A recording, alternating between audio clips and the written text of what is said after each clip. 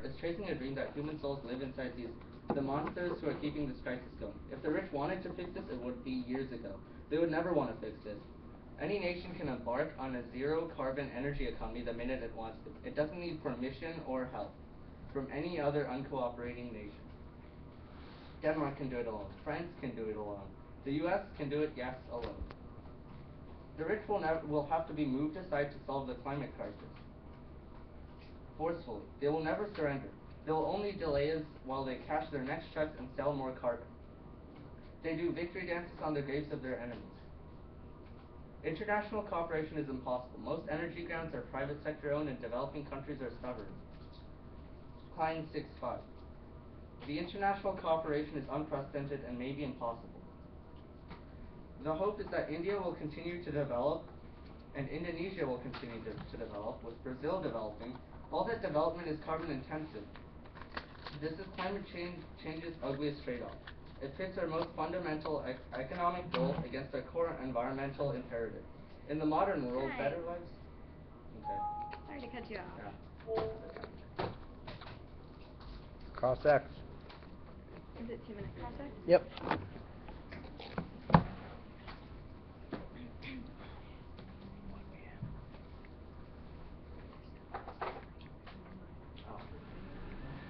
Take out the plug. Whatever's plugged in. Or you. I'll do it. Go? Come on, cross X, man. It's already started. Yeah. You have a minute and 40 Okay, seconds left. so you said that in your 1 and 2 that oceans do not inspire anyone and they're actually indeed boring. Yeah. So actually oceans are very interesting because the fact that they are the unknown is the fact that they are interesting. So if you say that oceans are boring, then what other alternative do you have to say to actually inspire sentience?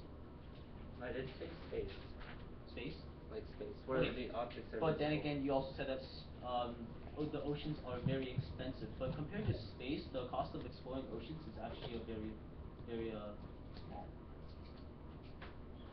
The cost of exploring Space. And also the I said it's very expensive. I never compared it to anything. Okay, but I'm just comparing it to space right now, and oceans are actually a lot cheaper. Exploring oceans are actually a lot cheaper than exploring space, and also exploring space it also has a lot of risk and danger involved in it, as we have seen through a lot of the space exploration accidents that have occurred in the past. So, the risk associated with it? The risk associated with space is very similar to the risk associated with the ocean. We have limited visibility and there's high pressure.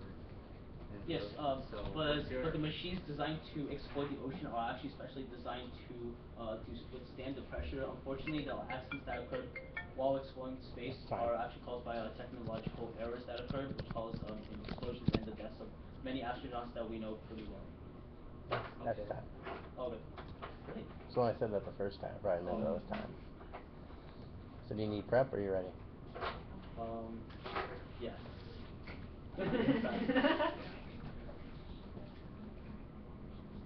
Okay. Yes to what? Yes, Yes, you I need need prep prep. or yes, you are ready? I need prep. Okay. Prep.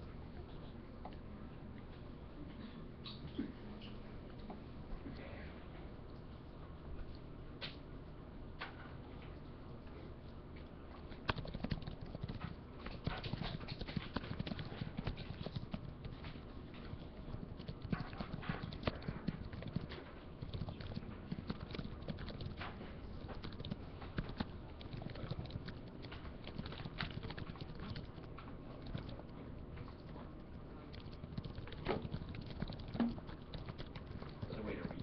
No, no.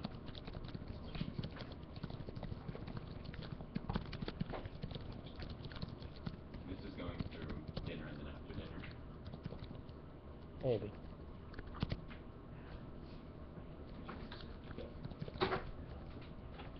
You're done? Yes. Okay. You have 2 minutes and 8 seconds left.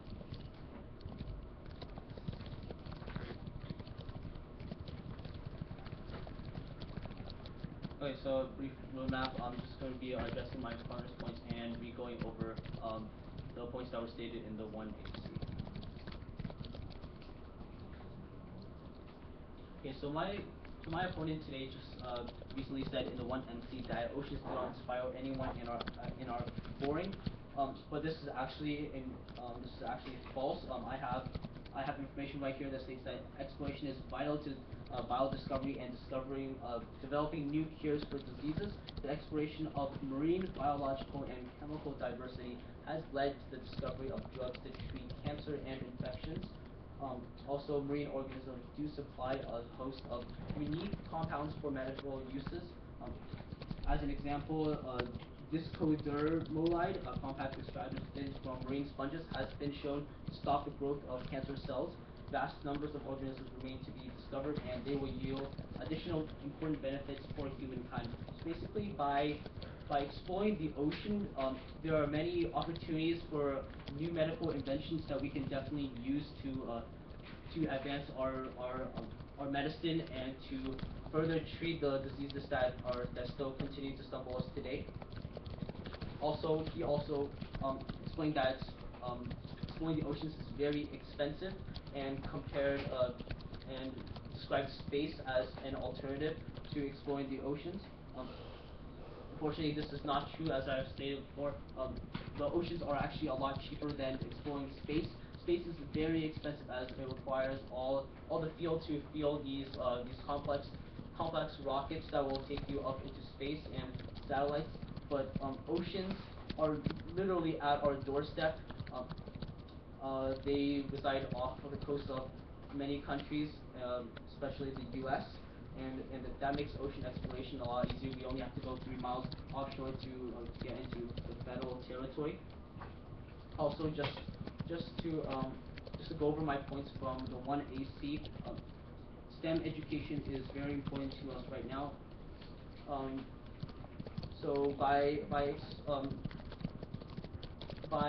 investing in STEM, we can first develop a national plan that would involve better coordination of efforts through the federal government. Also, this effective national plan will be strategic and would really implement STEM into our education systems. Thirdly, an effective national plan will be forward-thinking, and this would further develop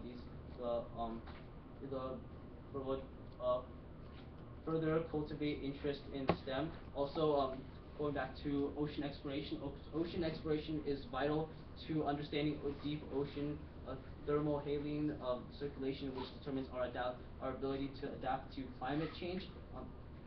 Some of the problems created by climate change involve mountain glaciers melting, polar ice decreasing, snow being reduced. Sea level has also risen by several inches in the last 100 years. These are all problems that pose an immediate threat to us right now through global warming. The impact of human-induced climate change, pollution, and overfishing on the ocean are far more threatening to our survival right now. And also, overfishing is proven to be a reversible problem, but only if humans act effectively within the next decade to avoid global malnutrition and famine. Ocean exploration is actually has barely been started, so there is just so much out there that we can explore. About 90% of the ocean's volume is completely unknown, which provides so much mystery for us to actually explore those and develop new things.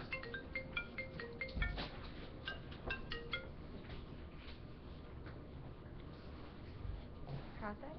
Yeah. So you said exploration is vital, and it leads to exploration of the ocean is vital, and it leads to the discovery of drugs. But these and it has many opportunities like this. But these opportunities will never be exploited if the ocean doesn't have interest in the first place. You explain all the possibilities if the ocean received interest, but you never all the possible things that could happen if the ocean received interest. But you never explained how it would receive interest besides it was at our doorstep. Okay, so I said that the ocean has many marine organisms that may provide potential drugs that we can use to treat diseases that are very harmful to the human population right now. Like I described that the sea sponge could slow cancer cells from advancing. So that's also combining the field of medicine with the field of STEM. So, would a STEM student be able to see a planet in the night sky better, or cancer cells, or a cure for cancer in the ocean better? Well, the thing is that in space there's actually there's actually no potential for actually developing medical cures. So the reason we are going to the ocean is to find these medical cures. Going to space will actually do us no good at all. So just solely for medical cures. Well, the there are ocean there are better. other reasons. Better, but like mainly for medical cures. Yes, that's one of the main reasons we are going to the ocean. And you said space is more expensive. Do you have any numbers? Like, I didn't hear anything in your speech. Might have missed. Do you have any like numbers for your claim? Well, I don't have any direct numbers of the cost of space versus oceans, but going into space does not give us any benefits at all. We're not making any profit off of this versus doing a simple cost benefit analysis.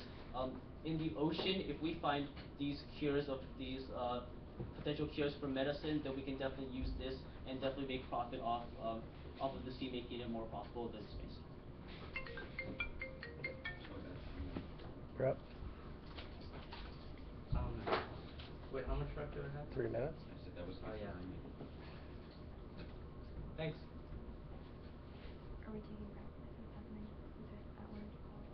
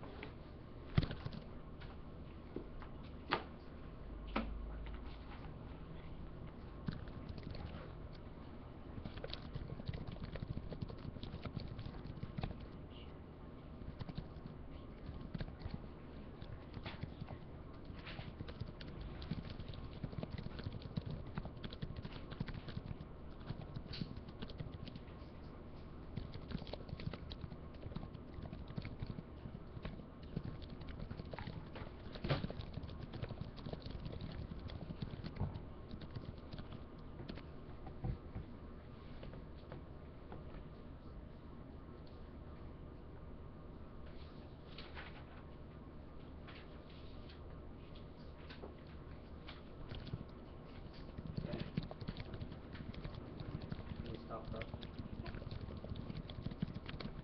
Alright.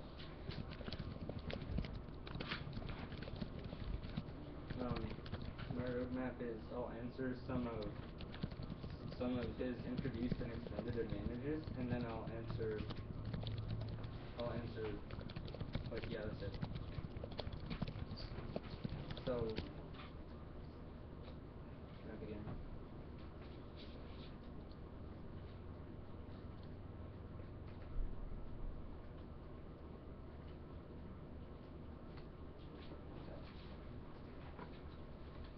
So earlier during cross-ex, I asked him if he had any numbers for why space is more expensive than deep sea exploration, and I can say that a pipeline, a simple seafloor survey to run a 100-mile pipeline costs $50 million.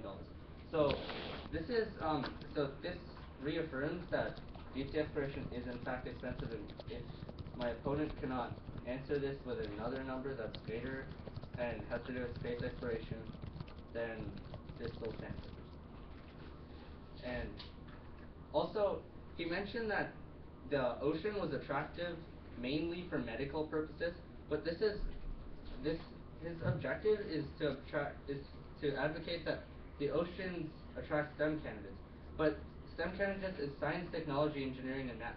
So one subtopic of science will not attract all STEM candidates or a majority to the ocean. So oceans still have a lack of inspiration. And now I'll go over I'll answer his marine science warming advantage. Every single eco-apocalypse has been exaggerated.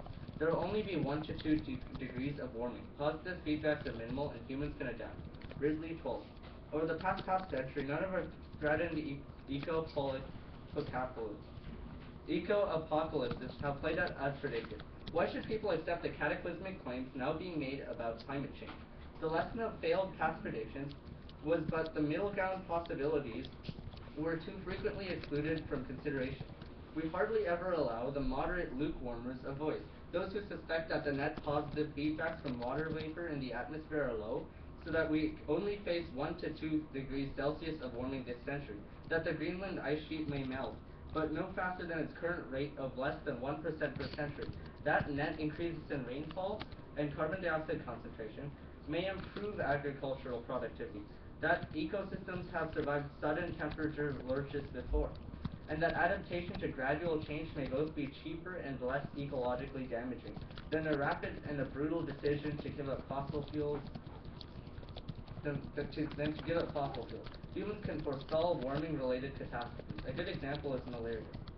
Any effects of warming were more than counteracted by pesticides, new anti-malarial drugs, better drainage, and economic development. Just as policy can make the climate crisis worse, technology can make it better. If plant breeders boost rice yields, then people may get richer and afford better protection against extreme weather. We'll combat our ecological threats in the future by innovating to meet them as they arise, not through mass fear. Okay, I'll be taking the best of my time.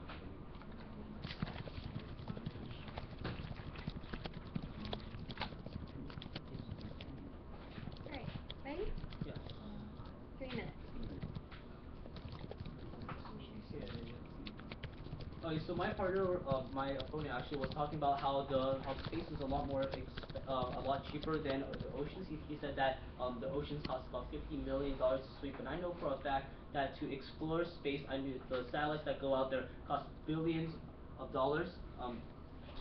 Just to build and also to launch. So space is in fact more expensive. He also said that exploring the oceans is still not an interesting topic, but we are going into the oceans to actually find medicines to cure diseases such as cancer, which affect millions of people each year, and STEM students would be thrilled to actually make a difference in the world by saving actual lives, and the price of a life is actually unmeasurable by money. So by going into the ocean, we can actually save lives with these cures that we can find from these marine these marine organisms. Also, the way that we can get more students involved in this is through medicine. So we can actually combine STEM students with also medicine students to actually to work together to explore the oceans and actually make a difference in the world. He also said that science actually um, he actually said that global warming is actually not a big deal and humans can in fact adapt, but I have information right here saying that marine species are disappearing before we actually even know of their existence. The oceans have already become 26% more acidic, and that number is only going to rise. So this is caused by climate change, pollution, and overfishing. And so according to my data right here, all commercial fish and seafood species will collapse by 2048. That was a study by um, Young, and um, this is information stating that more than 3.5 billion people globally depend on the ocean for these primary sources of food, and these food sources are going to die unless we do something about the global warming. That is destroying their habitats and destroying them. So, in conclusion, we are going into the oceans to actually save lives, and this is the way that we are going to get STEM students interested and actually make a difference in the world. And exploring oceans is the best way to find cures for these diseases such as cancer, and also and also um, save lives by protecting the food chains and the organisms that live inside them. Thank you.